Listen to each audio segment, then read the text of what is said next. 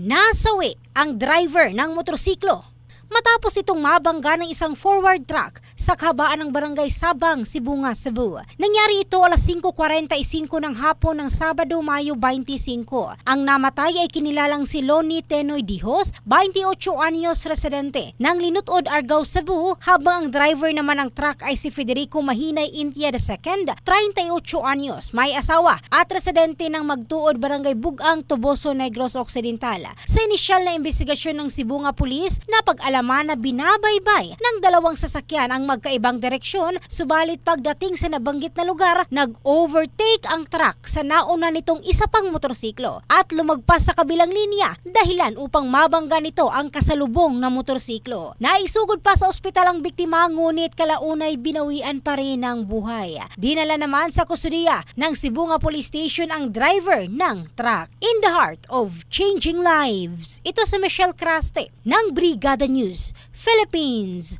the Music and News Authority.